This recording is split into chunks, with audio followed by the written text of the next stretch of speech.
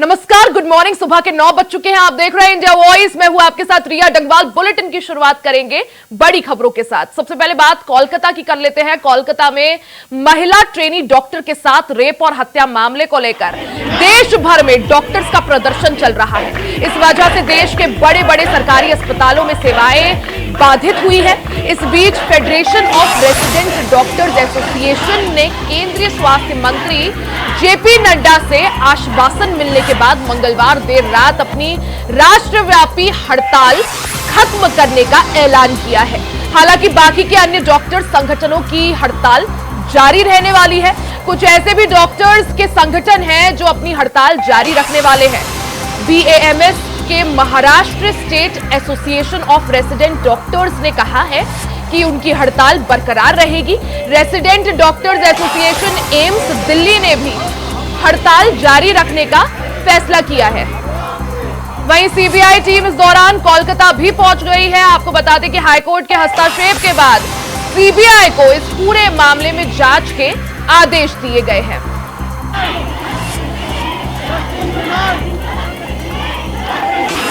कोलकाता में महिला डॉक्टर के साथ हुए रेप और मर्डर के मामले में अब हाईकोर्ट ने हस्तक्षेप करते हुए सीबीआई की टीम को इस मामले की जांच सौंप दी है। सीबीआई की टीम आज कोलकाता पहुंच गई है और आज से अपनी जांच की शुरुआत करेगी। सीबीआई इस दौरान रेप एंड मर्डर केस की जांच करेगी। कोलकाता हाईकोर्ट ने सीबीआई की टीम को जांच के आदेश दिए हैं। घटना को लेकर देश भर में डॉक्टर्स में गुस्सा है। वहीं डॉक्टर्स ने हड़ताल करने का फैसला किया था। वहीं इस दौरान कोलकाता हाईकोर्ट ने सीबीआई को इस मामले में जांच के आदेश दे दिए हैं।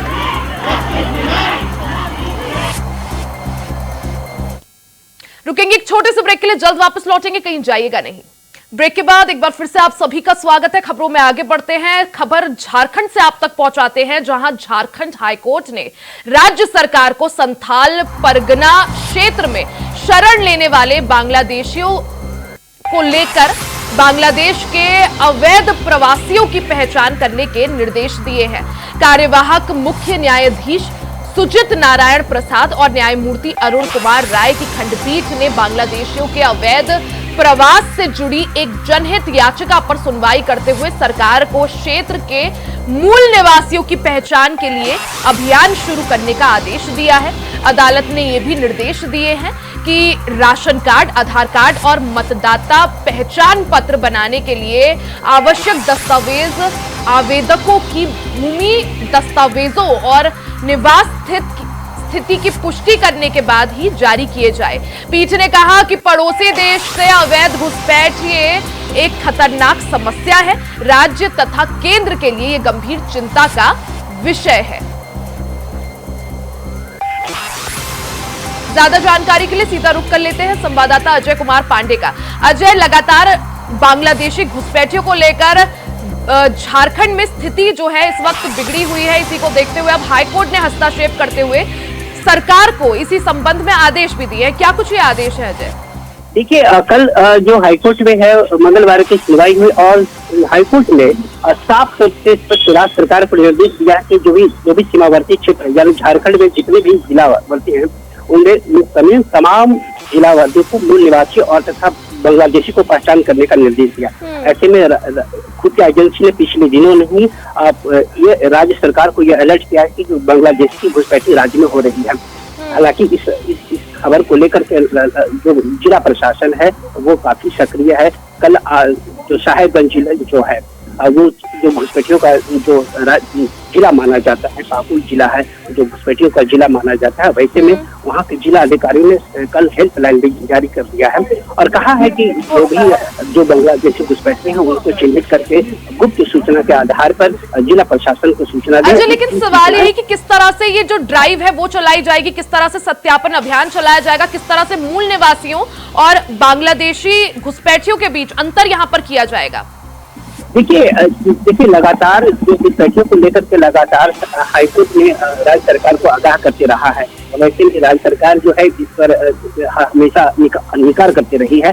वैसे में देखिए अब जो है राज्य के जो सीमावर्ती क्षेत्र है, जैसे आपके झारखंड से में अगर बात करा जाए तो साहेबगंज, गोड्डा और पाकुड़ जिला जैसे जगह जो है, धनबाद का कुछ एरिया है, वैसे जगह में बांग्लादेश की घुसपैठी की जरूरत निश्चित रूप से वहाँ घुसपैठी है। तो ऐसे में जब राज्य बांग्लादेशी के जो अभी पॉलिटिकल क्राइसिस है, जो वहाँ के स्थानीय क्राइसिस को लेकर के निश्चित रूप से बांग्लादेशी के जो बॉर्डर्स हैं, उस बॉर्डर्स में कई बड़ी संख्या में शरणार्थी उस बॉर्डर सीमा इलाके पर डटे हुए हैं। वैसे में राज्य में संभावना जताई जा रही है कि अब जो है घुसपैठियों को राज्य में आ जा सकते हैं। तो वैसे में चिन्हित करने की जो राज्य हाईकोर्ट ने कल जो निर्देश दिए हैं, उन्हें साफ तौर से स्पष्ट कहा है कि उनकी आधार कार्ड, राशन कार्ड और तथा उनकी जमीन से संबंधित दस्तावेजों जांच करके उनके एक करके चिन्हित किया जाए। तो यह निश्चित रूप से राज्य सरकार के लिए बड़ी चुनौती के रूप में है। वैसे में विधानसभा चुनाव है, ऐसे में अल्पसंख्यकों की जो राजनीति करने वाली कांग्रेस और झारखंड मुक्ति मोर्चा के लिए बड़ी एक चुनौती है, क्योंकि चुनाव है। वैसे में अगर इस प्रकार की अगर चीजें अगर राज्य सरकार या हाईकोर्ट की बात मानती है तो निश्चित रूप से आने वाले चुनाव में इनके लिए प्रभावित हो जाएगा। हालांकि देखिए बीजेपी लगातार इस अल्पसंख्यक को लेकर के लगातार बिल्कुल बांग्लादेशी घुसपैठियों को लेकर झारखंड में सियासत भी गरमाई हुई है। भारतीय जनता पार्टी बार बार इस चीज का आरोप भी जेएमएम पर लगाती आई है। जी बिल्कुल, निश्चित रूप से लगातार हाईकोर्ट के निर्देश के बाद देखिए दानियल दानिश की याचिका पर हाईकोर्ट ने पिछले ही दिनों में राज्य सरकार को स्पष्ट रूप से कहा था कि जो भी आपके राज्य में घुसपैठी है उनकी चिन्हित किया, खास करके पाकुड़ और साहेबगंज जिला और गोड्डा जिला को निर्देश कहा था कि उनको चिन्हित किया। हालांकि राज्य सरकार इसमें पूरी तरीके से लेपापोती का कार्य किया है। ऐसे में राज्य वैसी स्थिति में जो है हाईकोर्ट ने राज्य सरकार को फटकार भी लगाई है और कहा है कि नहीं, एफिडेविट के माध्यम से जिस प्रकार से आपने साफ तौर से इनकार किया कि राज्य में बांग्लादेश की घुसपैठी नहीं है, वैसे में उन्होंने कहा कि जिला अधिकारी एफिडेविट करके ये दे कि राज्य में किसी प्रकार से घुसपैठी नहीं। ऐसे निश्चित रूप से राज्य सरकार के लिए बड़ी चुनौती के रूप में है कि अब देखना पड़ेगा कि अब राज्य सरकार इस निर्देश के बाद राज्य सरकार किस प्रकार से अपना अगला कदम। साल के अंत में झारखंड में विधानसभा चुनाव भी है, ऐसे में काफी ज्यादा जरूरी है कि जो बांग्लादेश से आए अवैध प्रवासी है उनकी पहचान हो जाए, ताकि उनको वोट देने का यहाँ पर अधिकार न दिया जा सके। अजय, सवाल ये भी, जिस तरह से हाईकोर्ट का आदेश इस संदर्भ में आ चुका है, अब किस तरह से इस पहचान वाले अभियान को जो है आगे बढ़ाया जाएगा, क्या कुछ कार्य योजना? देखिए जिस प्रकार से हाईकोर्ट ने निर्देश दिया है, तो वैसे में सबसे बड़ी चुनौती राज्य के लिए है कि अब उनकी दस्तावेजों की जांच लेकर के तमाम चीजों को स्पष्ट रूप से करना निश्चित रूप से सरकार के लिए बड़ी चुनौती के रूप में है। अब देखना पड़ेगा कि अब राज्य सरकार इसके लिए किस प्रकार से कदम उठाती है, कैसा कदम होगा, क्योंकि जिस प्रकार से जो बांग्लादेश से लेकर के जो क्राइसिस है, तो निश्चित रूप से घुसपैठियों का निश्चित रूप से संभावना है। ऐसे में राज्य सरकार अगर घुसपैठियों का होता राज्य में होता है तो निश्चित रूप से हाईकोर्ट बिल्कुल, यानी बांग्लादेश से आए अवैध प्रवासियों की पहचान के लिए हाईकोर्ट ने भी झारखंड सरकार को स्पष्ट दिशा निर्देश दे दिए हैं। अब हालांकि सरकार किस तरह से इस सत्यापन ड्राइव को आगे बढ़ाती है उस पर सभी की निगाहें रहेंगी। अजय, बहुत बहुत शुक्रिया जानकारी के लिए। में आगे बढ़ते हैं। किशोरी के साथ छेड़छाड़ के आरोप में गिरफ्तार पूर्व ब्लॉक प्रमुख की मुश्किलें बढ़ती दिख रही हैं। पुलिस ने मंगलवार को पीड़ित किशोरी की मेडिकल जांच करवाई, उसके बाद मजिस्ट्रेट के सामने उसका बयान दर्ज करवाया। किशोरी के बयान के बाद अब आरोपी नवाब सिंह यादव के खिलाफ दुष्कर्म की भी धारा बढ़ा दी गई है। इस बीच नोएडा से यहां पहुंचे उसके माता पिता ने भी अपनी नाबालिग बेटी संग हुई घटना पर बात की। मां ने अपनी ननद पर गंभीर आरोप लगाते हुए उसके खिलाफ तहरीर दी है। माना जा रहा है कि पुलिस अब मुकदमे में और धाराएं बढ़ा सकती है। इससे आरोपी नवाब सिंह पर कानून का शिकंजा कसता दिख रहा है।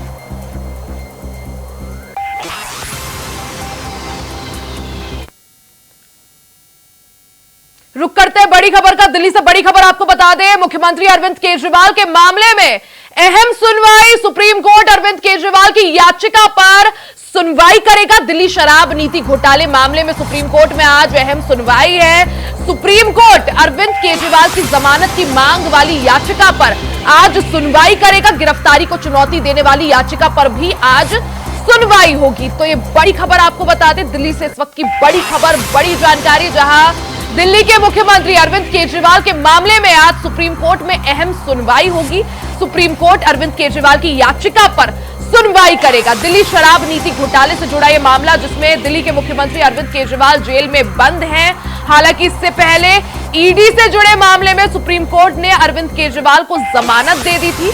हालांकि सीबीआई के मामले में अभी भी वो जेल में बंद है। तो दिल्ली शराब नीति घोटाले मामले में सुप्रीम कोर्ट में आज अहम सुनवाई होगी। सुप्रीम कोर्ट जमानत की मांग करने वाली याचिका पर आज सुनवाई करेगा।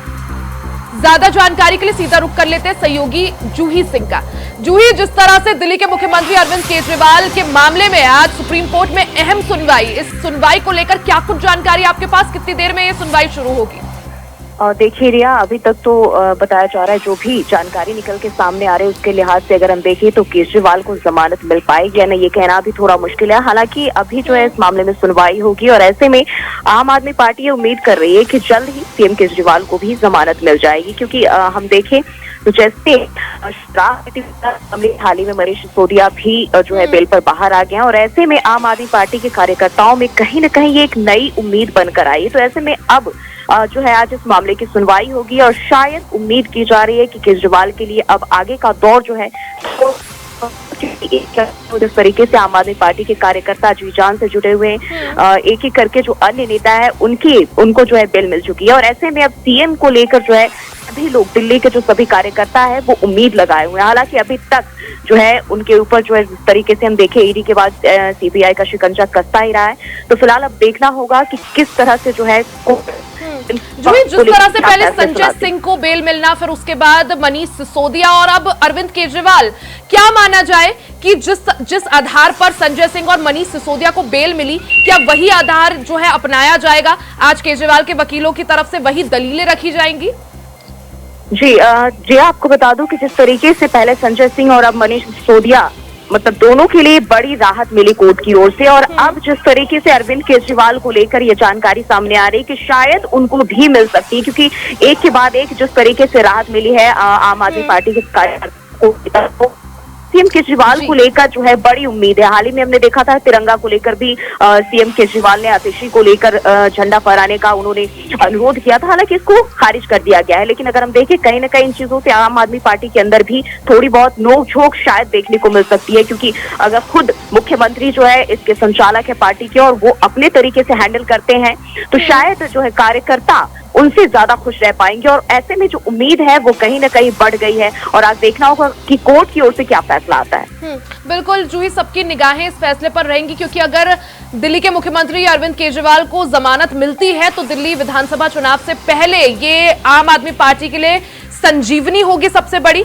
लेकिन जूही, सवाल ये भी कि जिस तरह से हमने देखा था इससे पहले भी अरविंद केजरीवाल को ईडी से जुड़े मामले में जमानत मिल गई थी, लेकिन सीबीआई से जुड़े मामले में जमानत नहीं मिल पाई थी। अब क्या माने, आज जिस तरह से इस मामले पर सुनवाई है सुप्रीम कोर्ट में, क्या अभी भी कोई पेच फंस सकता है, कुछ अड़ंगा आ सकता है, संभावना इसकी? जो अभी तक जो जानकारी अभी तक कि हम अगर केसों का एक नजर अगर उनकी तरफ दें, एक के बाद एक पेज फंसा रहा है। हालांकि ईडी और सीबीआई दोनों ही केजरीवाल को लेकर एक्शन मोड में रही है और कोर्ट में भी साफ तौर पर ईडी की ओर से, सीबीआई की ओर से साफ तौर पर कहा गया कि जिस तरीके से अरविंद केजरीवाल जो है अपने पर लगे आरोपों को सिरे से खारिज करते रहे, ऐसे में अगर हम सबूत पेश करें तो ये कहीं न कहीं उनके लिए मुश्किल बढ़ सकती है। लेकिन हम देखिए जिस तरीके से इन सबसे हटके अगर अपनी गिरफ्तारी को चुनौती देने वाली याचिका को देखते हुए एक बार फिर से अरविंद केजरीवाल सुप्रीम कोर्ट के दरवाजे पर पहुंचे। हालांकि आज सुनवाई में क्या कुछ निकलकर सामने आता है उस पर सभी की निगाहें रहेंगी। जूही, आप बने रहिएगा, आगे भी आपसे जानकारी हासिल करेंगे। वहीं इलेक्शन मोड में नजर आ रहे हैं मनीष सिसोदिया। आज से पदयात्रा की शुरुआत करेंगे। जेल से बाहर आते ही दिल्ली के पूर्व उप मुख्यमंत्री मनीष सिसोदिया पूरी तरह से एक्शन मोड में नजर आ रहे हैं। आज से उनकी पदयात्रा की शुरुआत होने वाली है। पदयात्रा के दौरान लोगों से भी मनीष सिसोदिया मुलाकात करेंगे। तो ये बड़ी खबर आपको बता दें कि जिस तरह से मनीष सिसोदिया जेल से बाहर आते ही पूरी तरह से एक्टिव नजर आ रहे हैं, एक बार फिर से जनता के बीच पहुंच रहे हैं, कमान अपने हाथ में ले रहे हैं। इसी कड़ी में मनीष सिसोदिया आज से अपनी पदयात्रा की शुरुआत करने वाले हैं। आज से उनकी पदयात्रा शुरू होगी और पदयात्रा के दौरान लोगों से मुलाकात करते हुए वो नजर आएंगे। एक बार फिर से जूही का रुख कर लेते हैं। जूही, जिस तरह से जेल से बाहर आते ही मनीष सिसोदिया ने एक बार फिर से जनता के बीच पहुंचना शुरू कर दिया है, काफी एक्टिव नजर आ रहे हैं, कमान अपने हाथ में ले लिया है पूरी तरह से। क्या मतलब निकाला जाए इस सब का? जी हाँ, आपको बता दूं कि जेल से बाहर आते ही आम आदमी पार्टी के विधायक और दिल्ली के पूर्व उप मुख्यमंत्री मनीष सिसोदिया ने दिल्ली में जो है पार्टी की कमान संभाल ली है। अभी देखिए तो सीएम केजरीवाल फिलहाल जो है जेल में है और ऐसे में पार्टी को जिस तरीके से संजय सिंह और मनीष सिसोदिया की जो जमानत हुई है, कहीं न कहीं पार्टी के लिए संजीवनी है। और ऐसे में हालांकि सरकार की बात करें तो अभी तक उनकी भूमिका जो है वो तय नहीं की गई है। और इसी के साथ अगले साल होने वाले दिल्ली विधानसभा चुनाव को लेकर भी पार्टी ने अपनी तरफ से पूरी तैयारियां शुरू कर दी। और इस पद यात्रा को लेकर भी यही माना जा रहा है कि उसके लिहाज से पदयात्रा काफी अहम होगी, जहां वो जनता के बीच में जाएंगे, उनसे बातचीत करेंगे, उनसे रूबरू होंगे। बिल्कुल, यानी जेल से बाहर आते ही मनीष सिसोदिया एक बार फिर से जनता के बीच पहुंचते हुए, अपनी जगह बनाते हुए और कमान संभालते हुए नजर आ रहे हैं। हालांकि इसके क्या कुछ मायने निकाले जाए उसके लिए थोड़ा और यहां पर इंतजार करना होगा। जूही, बहुत बहुत शुक्रिया जानकारी के लिए।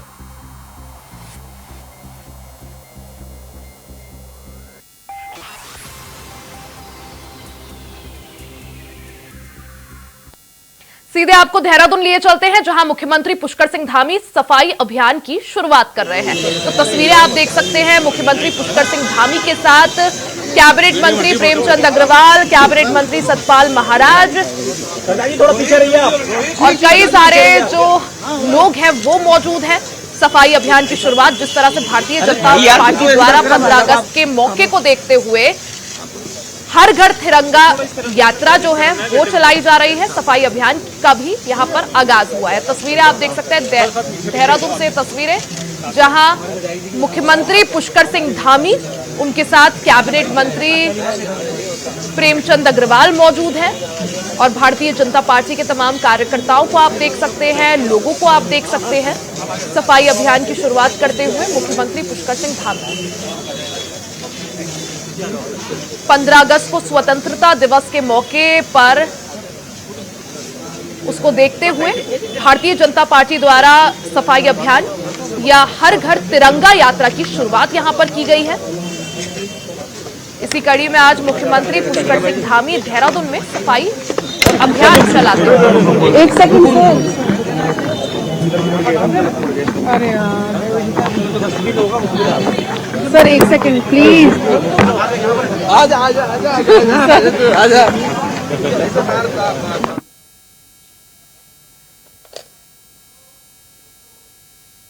इसी के साथ उस बुलेटिन में फिलहाल के लिए सिर्फ इतना ही। खबरों का सिलसिला जारी रहेगा, बने रहे इंडिया वॉइस के साथ।